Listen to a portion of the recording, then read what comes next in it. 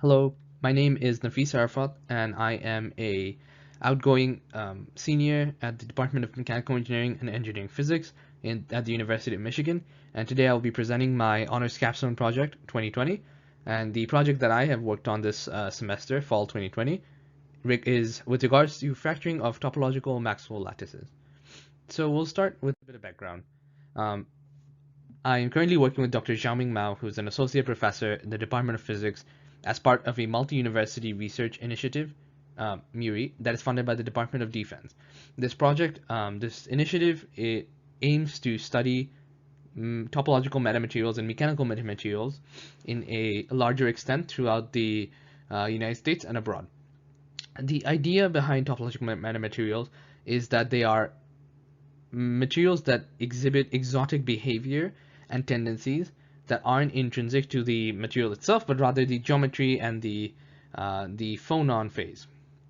So my role within this project was to develop a simulation to determine the effects of a displacement on Maxwell lattices. And my purpose within it, purpose of my role is to inform the manufacturer of particular configurations of Maxwell lattices to observe interesting behavior. I found this project quite exciting because as a physicist and a mechanical engineer, it really quite nicely ties together my different passions and skill sets.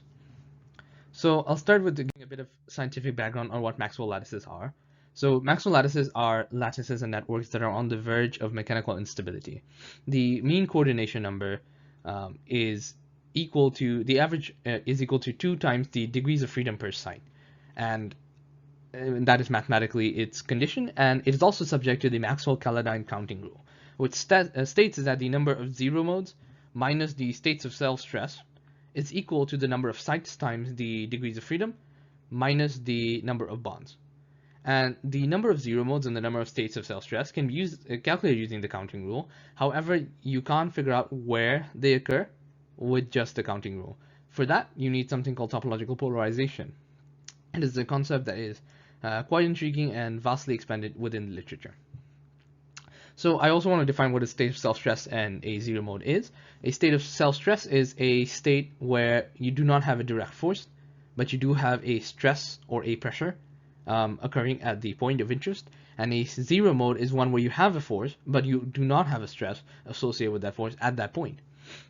So my steps from the project are to devise a lattice generator, which can account for open and closed boundaries for different Maxwell lattices, whether they be Kagome or square lattices.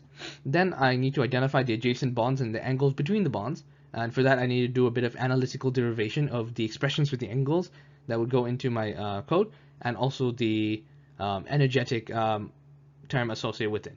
Then I apply a displacement to the lattice while fixing the other boundaries, and study the changes in the lengths and angles to find the corresponding energy change associated with it.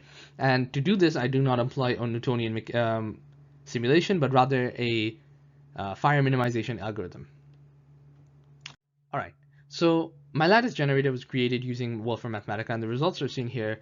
It was a rather simple process. The thing that needed to be identified was the idea that every single lattice is defined completely by a pair of primitive vectors. Every 2D lattice is defined by a pair of primitive vectors, and every 3D lattice is defined by 3 primitive vectors. Taking that with something called a repeat vector or a displacement vector, I can basically copy paste my unit cell for my lattice and create my larger network. And this is seen here over here. The thing that I mentioned about polarization is also rather well demonstrated here. So polarization in a geometric sense manifests in the slant of a lattice. So these are all the same lattice with the same unit vectors, but they have a different polarization. So this portion over here is unpolarized, no slant. The portion in the middle is left polarized with a leftward slant, and that can be seen by the way the triangles, the unit cells, point towards the left. I mean, that's how I like to understand it anyway.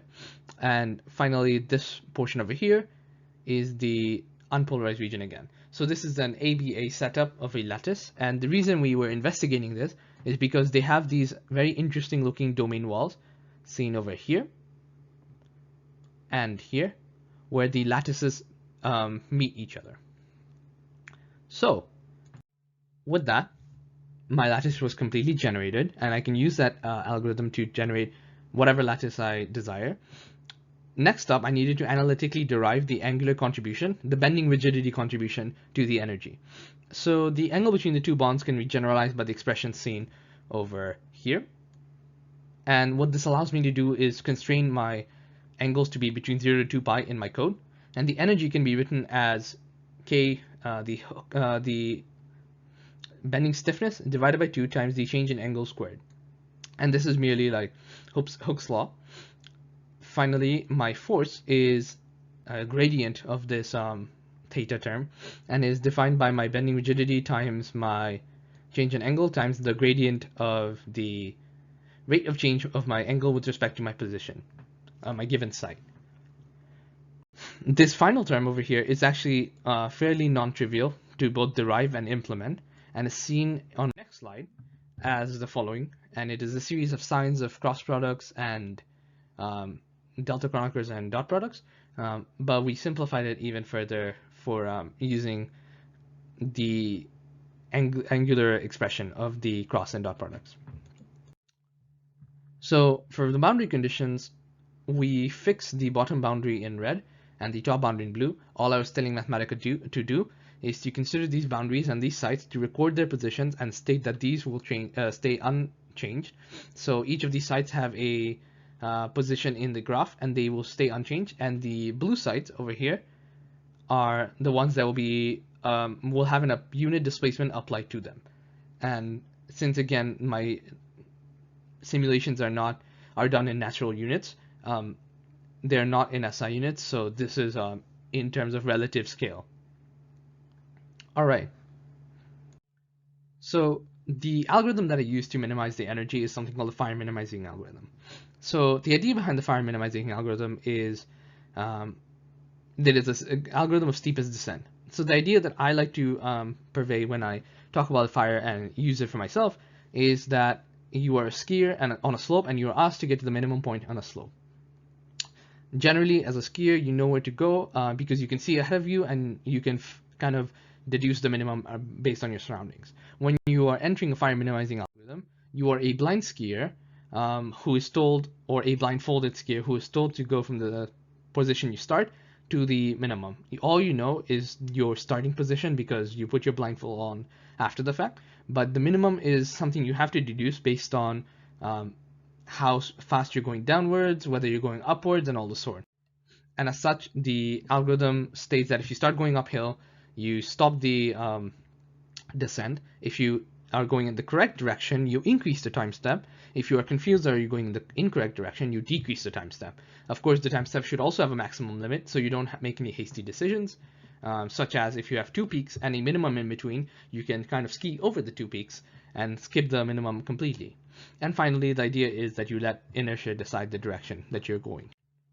The advantages are numerous over Newtonian simulations or really any other steepest descent algorithms. So for starters, it is robust relaxation for all n. The memory usage is small and has tiny computational overhead compared to other methods. Because it's gradient based, it allows for stability analysis and has a smaller convergence criteria. All I was checking for is a convergence criteria on the force and the energy. The energy can also be non-harmonic, so currently we are looking at the macro scale, so a Newtonian description of the energy suffices. But if we were to look at a quantum scale, the harmonic energy landscape could be applied.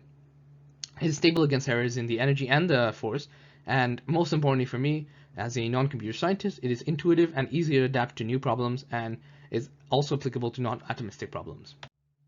So using all that and putting all that together, I obtained the following result on my particular lattice and network of interest.